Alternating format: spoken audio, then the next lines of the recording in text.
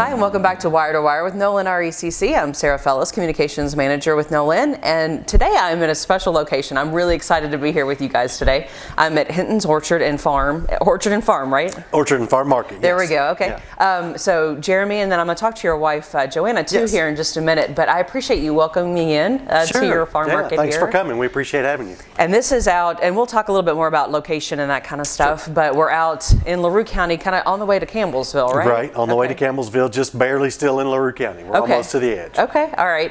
So we're here talking about, because you guys are such a big part of LaRue County.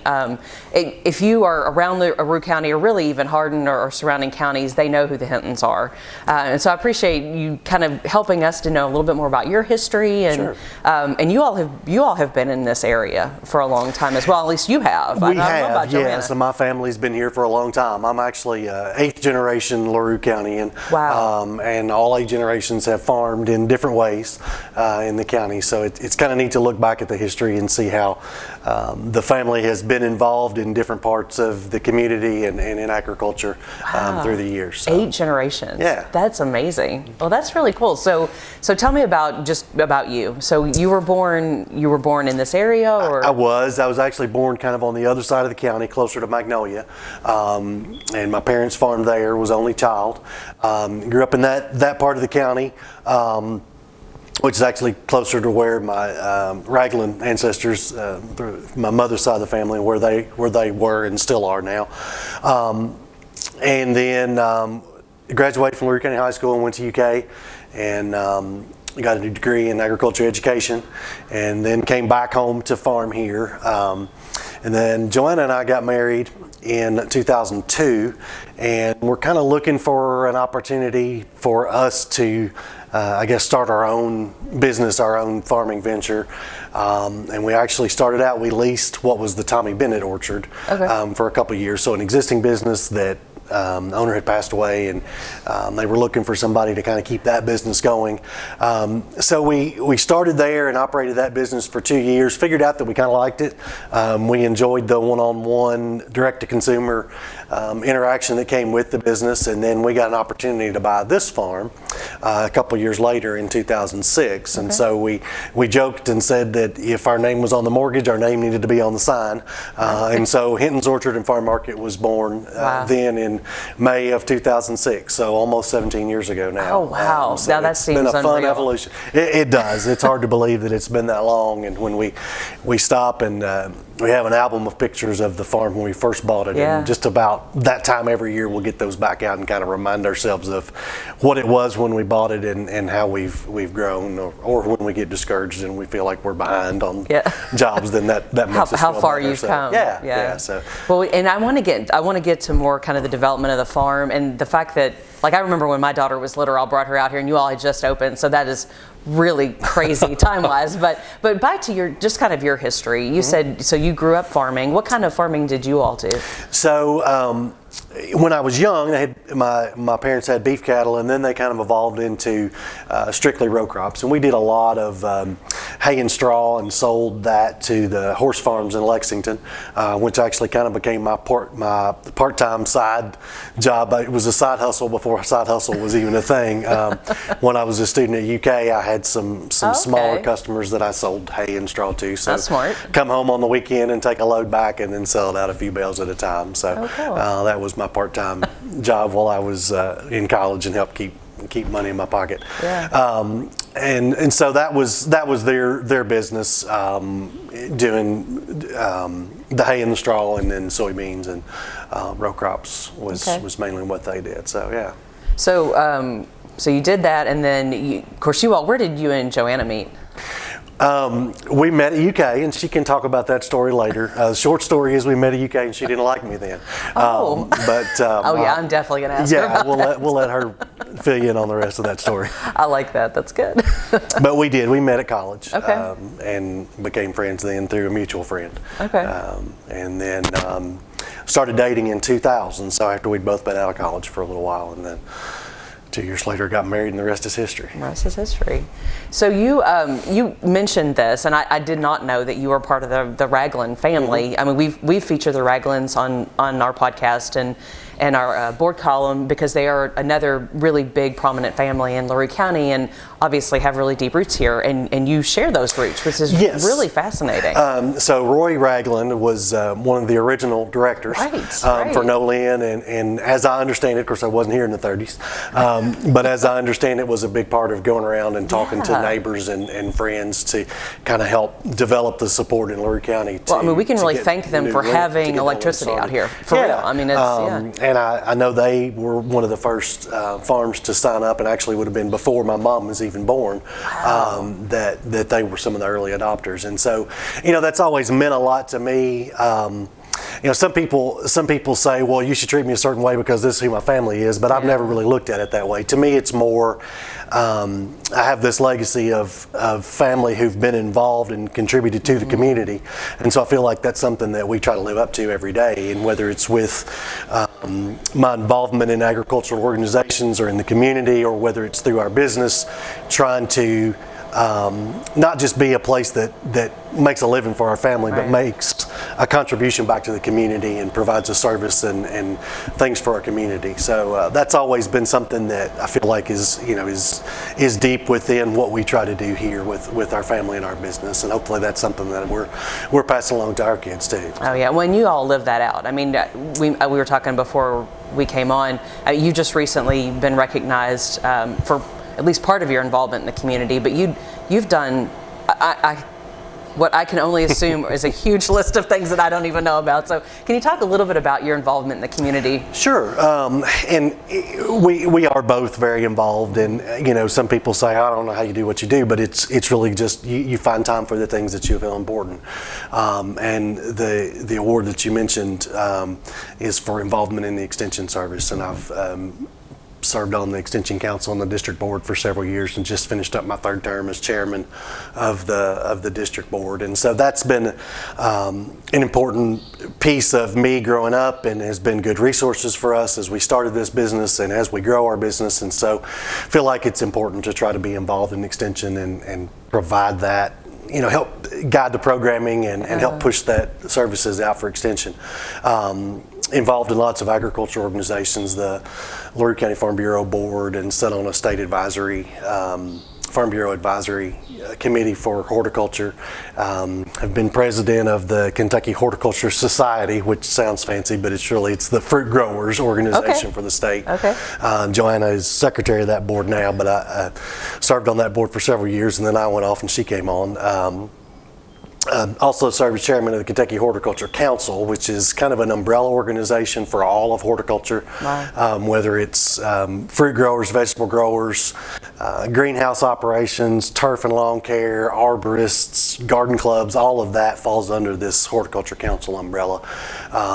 And so we've, while I've been on that board, have actually hired our first staff person, and now we have 5. Oh, wow. And administer a lot of grant programs that bring money, federal money, a lot of it into the state to administer programs to help move horticulture forward and elevate horticulture. And so that's been really important to me as we've seen the opportunities in horticulture to try to give back to that industry and help move it along.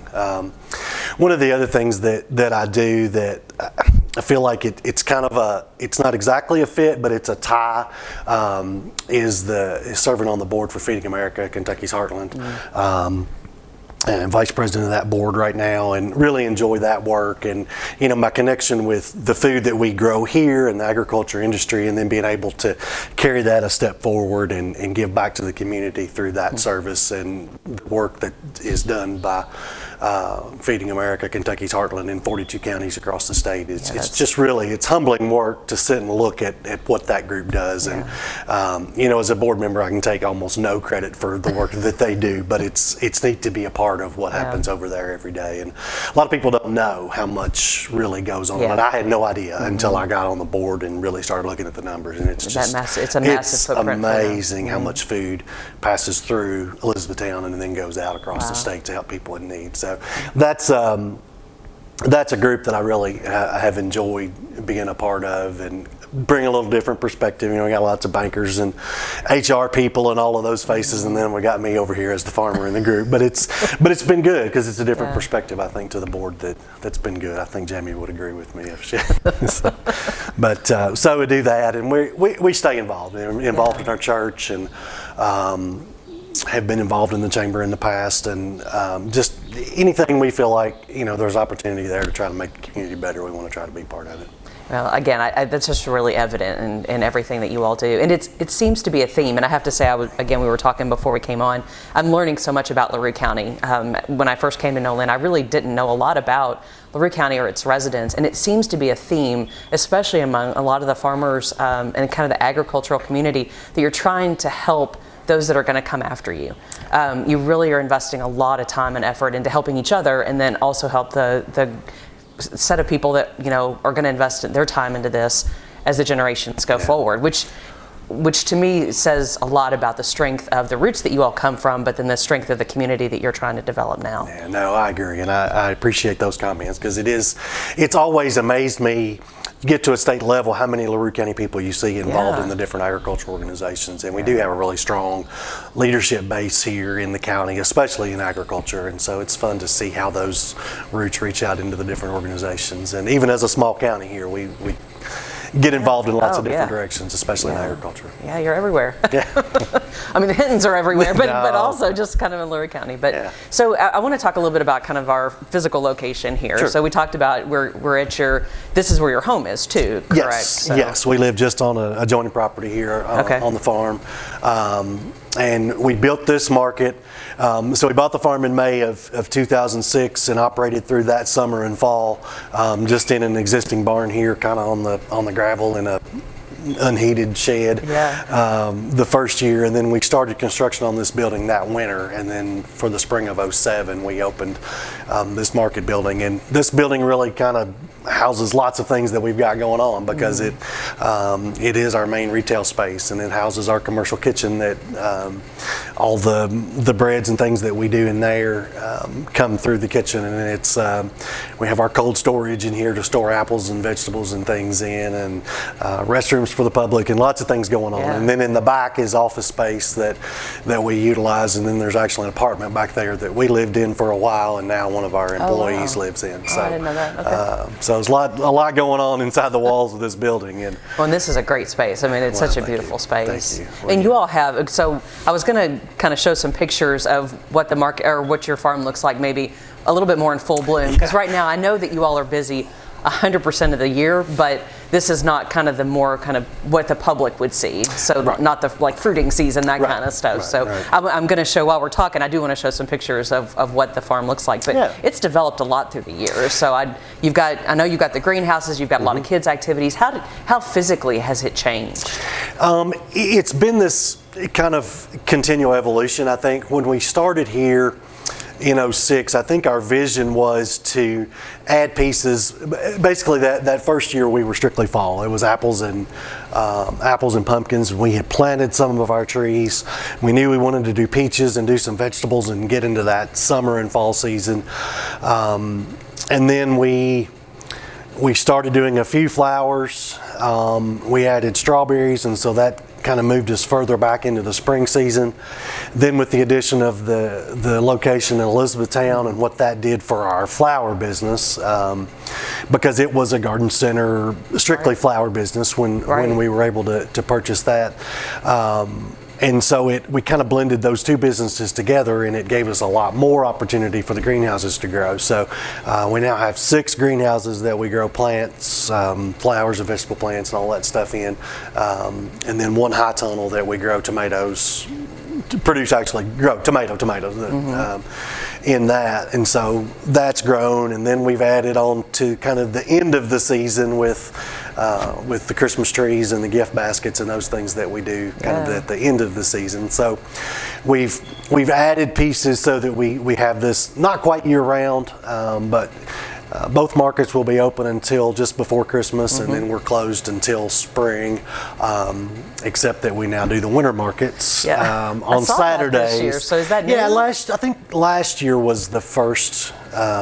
Maybe 2 years ago. This may be the third year that we've done it. The last 3 years have all meshed together. Yeah, I know. It's all before COVID and right, after and then COVID. after, We saw in 20, we saw a lot of people who kind of moved away from the box stores, and they were trying to avoid going to the big crowds, and so they were looking more to businesses like ours, and so we saw our sales. I think that's also when we started doing the legacy dairy, the local milk.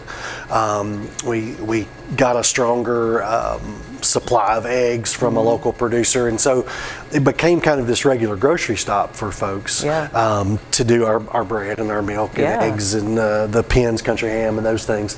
And so we didn't want to lose that traffic, and we want to be able to continue to provide that. And so we came up with this idea to just be open on Saturdays for a few hours, and it's worked well. So we're open 9 to 2 on Saturdays now, and they're not huge days, but they're enough that it's good, and it keeps people in that routine of coming to see us. And then when we open back up at 1st of April, they're not out of the habit of coming to see us, and so that's been a good thing. I'm always chomping at the bit for your all's first day in the spring. I just cannot wait. I start driving by early to see if you got your flowers out, because you just can't beat everything that you all produce. Well, I mean, love it. So, thank you. And I am going to talk to Joanna, so I'm going to save a few questions for her. Please. But I just want to kind of wrap up our conversation with what this means to you. You've talked a little bit about that, about what being able to contribute to your community, and of course we even talked about your kids. You got 3 great kids. Well, thank you. And I might just save that for Joanna. She can brag on the kids a little bit, or whatever she needs to do, and tell the story about you all meeting. Right. But just about what it means to you to be able to actively do this for a living. I mean, that you all are able to make a life out of this, but then also, what kind of world that you're leaving for your kids and the next generation. What does that mean to you? It's really a blessing. We're so blessed to be able to work in the field of agriculture, and I've always said, to work with the gifts that God's given us to produce food for our fellow men, and the flowers, are again a gift, because it just helps to beautify the homes and communities. And so to be able to produce those things and give them to not give them, but to grow those for our community means a lot. And just to be involved in this industry that has meant so much to my family for so long is really important too. And to create a work ethic and an appreciation for those things in our kids is critical. And someone paid our kids a compliment last summer and about their work ethic and about their ability to talk to people and carry on a conversation with an adult, because it's what they've done. Jacob's gone to farmers market since he was a kid. I remember. He was making change way before he should have been able to make change. Right. And I told Joanna, I said, if our children grow up and are successful contributors to society and learn the things that we're trying to teach them, then all of this has been worth that, to help bring them along that way. And the other students that we employ, and I know Joanna will talk about them, to give them some of that, all that makes it worth what we do, whether we make any money at this or not. To me, that's the important part about what we're doing, is trying to build that legacy and give to our community. So. All right, awesome. Well, thanks for taking the time to talk to me. Absolutely. I'm gonna shift you out so I can get the lowdown from Joanna. All right, thanks, Sarah. So Joanna, I'm getting to talk to you now. So we'll get to the story about how you all met, because I really want to hear this.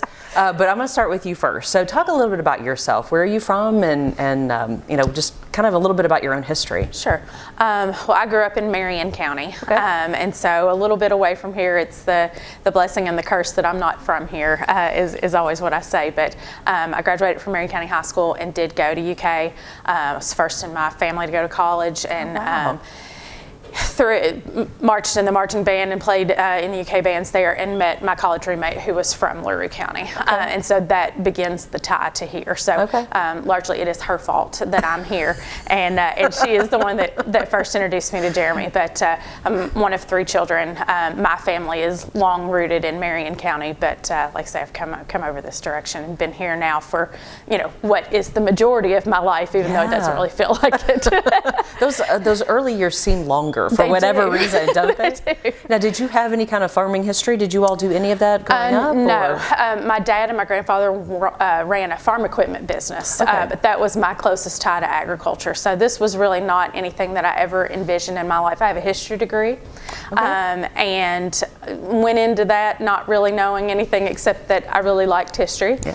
And, As freshmen do. That's what we do. Right. Yeah, that's where I do, stuck in there, and over time thought about teaching, but ended up I worked in the nonprofit sector for several years, and worked at a historic house museum and some different things, and worked in historic preservation, and then we started the business here really in '02 when we got married, but by the time that we bought the farm here, and I worked a couple of years after that, and it just became apparent that it was important for both of us to focus on it in a more meaningful way. And so I came here to the farm in '09. Okay. And we kind of laughed. I came home full time the 1st of June, about that time, and I said, well, I might have a new job by Christmas, but anyway, now many years later, here we are, still being able to support both of us on the farm. And Jeremy sells some crop insurance and does some things that don't directly impact it. So really, I guess I'm the full-time person here at the farm, and he does some other things and is here full-time too. So. And you're still married, so congratulations. Absolutely. But it sounds like it didn't start maybe quite that way. So I got to hear the story. So you all met at college. We did. As I said, my college roommate and I lived with her even beyond college, and he was just her kind of redneck friend, and was most everything that I was not looking for. So I tell that story to my high school employees and say, never say never. But we all graduated. He came home. My roommate April came back and was an assistant band director at LaRue County, and we had all been out of school a couple of years. I was still working in Lexington, and she said, you should go out with Jeremy. And I said, no, I don't think I need to. But he wore me down. God had other plans, and as did Jeremy, apparently. That's right. So things don't always work out the way you think, but that's the way it came about. Well, it seems like it's worked out really well. It has. Most days it's great. And you do have 3 beautiful children. I mentioned I didn't get to talk to Jeremy about them, but talk a little bit about your kids. You've got some great kids. Well, people in the community know our kids because they are out and about and have been a mainstay in our farmers market presence in Hardin County and here in LaRue County as well. So Jacob is a freshman at UK, graduated a year ago, and is sort of out making his place in the world a little bit, and that's been a scary transition for us, but it's good. Yeah. And then our daughter Jocelyn is a freshman in high school at LaRue County. Wow. She's growing and is very different from her brother, but is also a big part of our business, and she's our planner. She's gotten active in FFA this year and received some grants, so she's actually going to expand and grow mums for our business, and try to kind of make her own place in this. I should say we were really honored that Jacob received the Nolin Scholarship when he graduated from high school last summer, and that's been a big part of us being able to put his education together, and so important that Nolin invests in our next generation. But hopefully Jocelyn, she's got a little better grades than her brother, so maybe she can come around. But and then our youngest Joel is a 4th grader, and so he's just starting. He's watched his older siblings, and he knows what he wants to do, but we kind of have to back him up and make him start at the beginning instead of letting him jump in first. That's hard to the youngest to see him like they're already doing stuff. Like I need to be there. But, I can see that. But he's excited, and he's sort of always been the ambassador here. When people come, Joel has to talk to them, and he's awesome. kind of like a little old man in that way. Now, did I see Jacob is interested in coming back home to this, or at least that's the original plan? Yeah, so he's majoring in ag economics, which is sort of the business of farming. That's how I explain it to people. So he's looking at some of those things. He's also going to do some horticulture classes, and we're hopeful that he'll come home. Yeah. We'll see what lies ahead for him. Like we said, he's been doing it since. Sort of in his blood a little bit. It is. So, I remember a story. There was a high school student that worked for us many years ago now, and he came in, he was about 6 or 7, and he had 2 different strawberries, and he told me what varieties they were, and of course to her they just looked like strawberries. And she said, how does he know that? And I said, well, it's all he's ever done. Right, yeah. Well, they're awesome kids. So. Well, thank you. And you mentioned some high school students around here. You all are an employer in the community too. So you help and I know I've seen some younger, especially some younger folks who work in your market, maybe in E-Town, and not just younger folks, but you kind of, it looks like you kind of give that first job to some with of the, a lot of folks, and it kind of works both ways. We are blessed with, especially right now, a really great group of adult workers, and what we've been able to do over the years is find a lot of ladies who've been home with their kids that are ready to go back to work, maybe not full time, but it works in their schedule really well, and so that's important to me as a mother, to be able to help mothers in a different way, and they have so many great skills that they are able to bring to us. The other thing that we do is employ a lot of high school and early college students. So we've had students from ECTC over the years, or a lot of them actually are people that started with us in high school and then have worked through while they were at ECTC. So we've counted up, I mean, I think it's somewhere close to 60 kids over the course of this business that have, for many of them, gotten their first job with us, or at least an early job. And that's so humbling, really. And now many of them are out being, contributing humans in the world. And so when I can look back and say, she worked for us. Yeah, and you got to teach her, how to be a business person, and how to customer service, and everything that comes with it's really that. neat. I saw, actually, the other day, one of our early employees has her own online business and is doing some things while she's a stay-at-home mom. And those are fun to see. That's really cool. So you're contributing to the community in that way. But I talked to Jeremy about what he's doing individually, and some of the things you all do together. But I know you are incredibly active in the community as well. What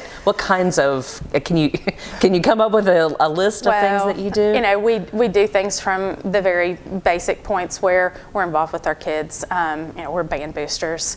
We were volleyball boosters when our daughter played volleyball, and so we're trying to be active with them and support that. We're active through church with some of the church league basketball and cheerleading that our church hosts, and trying to be there and be present with our kids. But beyond that, I've served on the chamber board. I'm very involved with the Leadership LaRue program, and I'm really proud of that because it's a program that's making a difference in this community.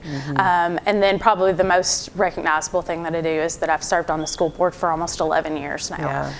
Was just reelected for a term this fall, which again is humbling that people entrust that those decision making upon me. But it's 2,300 kids in the school system here that, as a business person, you bring a set of skills, and that's really what the school board's job is to make sure that the business of the school system is handled properly. So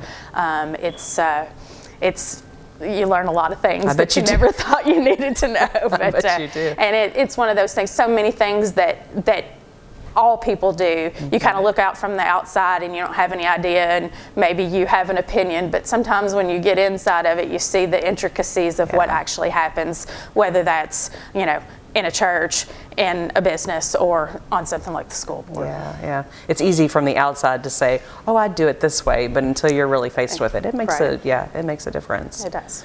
And one of the places I love to see you, because it means I'm getting things, is that I get to go to the farmers market. And I know you were one of the instrumental ones, your family, in the LaRue County Farmers Market kind of reviving, right? Sure, yeah. We've been doing LaRue County Farmers Market, for, 15 years or something like that. And it was something that was not in existence when we first started up again. But it's over time changed a little bit. It's not a huge market, but it's a consistent market. We do Thursdays during the day, and the last few years we've been able to set up in the high school parking lot here during the summer while school is not in session. And so one of the best things we've done with the LaRue County market, in my opinion, is that the state supports a senior farmer market nutrition program that supplies dollars to seniors who might not be eating fresh fruits and vegetables. Many of those are people who may have used to grow their own garden, and now they don't anymore. And so in LaRue County in particular, that has been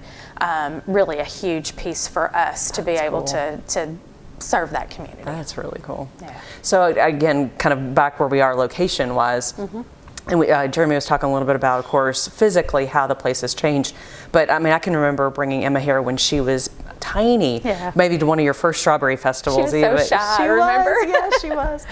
She could not have told you the different varietals of strawberry, I promise, but she could have told you how good they were because she does love them. But just watching the growth of school groups and families coming out here, I mean, this really is a destination now. People come out here because they want to spend the day after, the afternoon or the day out here. I noticed your kitchen, what you all are able to bake and produce, even beyond kind of what's in the field to producers. I love your apple turnovers, the ice cream, all of that stuff. So can you talk a little bit about the growth of just how people's interaction with the farm has changed? Well, we started out as farmers, and that's what we were doing. And because of my previous work in the nonprofit sector, I was really always wanted to make sure we stayed focused on that core mission of this is what we do. We're here to connect people to where their food comes from. But over time that changes, and we've gone through a lot of segments where people don't cook as much as they used to, and so concentrating on either helping them cook that or things that people slice like tomatoes and cucumbers, but that maybe they don't have to cook, like a butternut squash. Right, yeah. And so, it's always looking and focusing on what people want and what our customers are telling us. As far as the experience stuff, that came really early on too, because again, that connection with farming, with your food, and just frankly with a family activity to do that's something really simple. And so that's where we've tried to stay, is things that connect to our farm, but things that also bring families together. And so being able to do, you pick strawberries and pumpkins in the fall, hay rides, simple things like that. And even this year we added a jumping pillow, which sounds really silly, but was a huge magnet. There were a few adults on it. I will not rat anybody out. But it's just simple. We all run so much. We've talked about all the things that we do and all the things that our kids do. But when you can find that moment where you just simply enjoy being together, that's what we're trying to do. And the kitchen is part of that, because if you feed people, they're happy, right? Right. And it's so good. I can't make an apple turnover. I can't either, but my friend Tina does a great job. And that's, our team has helped us grow this. There's no way that Jeremy and I could have done this together, but putting the pieces together of different staff who have different talents have really allowed us to expand and keep things. In the kitchen, we try to be very diligent. If you are eating it, it's made with something we grew for the most part. I do cheat on pumpkin because it's way too easy to do other stuff, but we grow pumpkins. But if you're eating an apple turnover, it's made with our apples. If you're eating something strawberry, it's made with our strawberries, blackberries, peaches, all those things. That's awesome.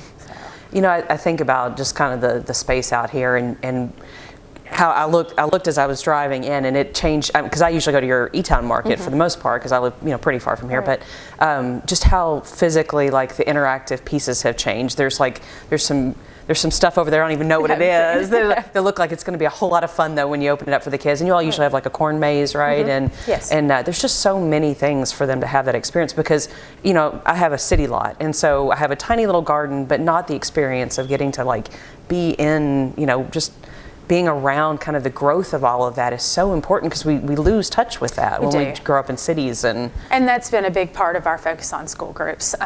Jeremy talked about his degree being in ag education, but really he's teaching kindergarten and first graders mostly instead of the high school kids he was trained to teach. But you can be talking with kids and you see those light bulbs go on, because they can talk about it in the classroom. They talk about how things grow, but when you can sit in front of them and hold a pumpkin vine or look at an apple tree and talk about the process and the seasons and all of those things, it puts those connections in place that hopefully those kids remember as they grow up and have kids of their own. Yeah.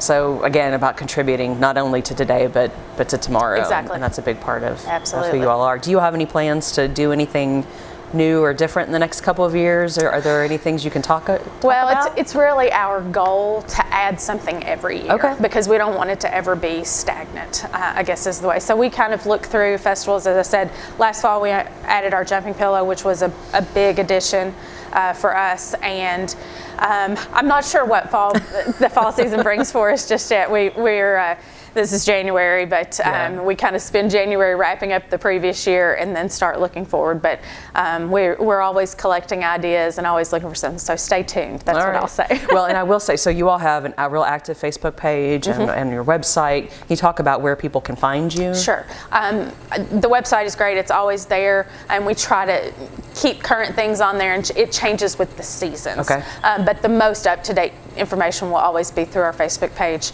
because we can update that, very quickly, and so you can talk about what we're going to have for the weekends, when new crops come in, all kinds of different things. We're a few weeks from getting started in our greenhouses, so as those little bitty flowers and the seeds start to pop up, then we'll be showing that just to tease everybody about spring coming. That's right. That's how I know when you get the June apples and when you get the white peaches, because I watch your all's Facebook page, because I got to know when those white things peaches come and sourdough bread, right? That's right. It's sourdough bread. But you have that more frequently. Right. Yeah. So what is your website address? We are hintonsorchard.com. That's Hinton's with an S and then orchard.com. Okay, and then on Facebook they'll search out Hinton's. Hinton's Orchard is on there as well. Okay, all right. So as we wrap up, I gave Jeremy the chance to talk about this, but what does it mean to you? What does it mean to you to be able to make a living doing this and to contribute back to your community in so many different ways and to raise your kids this way? What does that mean to you? Because it sounds like that wasn't necessarily kind of, the end goal that Joanna had in mind when you started out. Well, I think, as a kid, I had the same kind of things instilled in me to make sure that you were making the world a better place as you went through it, and so that continued on. It just wasn't quite in the pathway that I thought it might be, but I think it's really easy for us to sort of get complacent and think and get lost in what we do. But when you step back and you look and say, I have these kids that have worked for me in the past, and now they're great adults and continuing it on, and that just means the world to me. And we have built a family within our staff here, and everybody is important to each other. And so those are the things that I hope I can be remembered for when I'm not here anymore. Well, thank you all. I mean, thanks for the work that you do and for the role that you all play in this community, and for having me out on a cold winter day. But I can't wait for things to kind of get warmed thanks for back coming up to see again. us. It was great. All right. Enjoyed talking to you. Thank you. And thank you for joining us for Wire to Wire with Nolin RECC.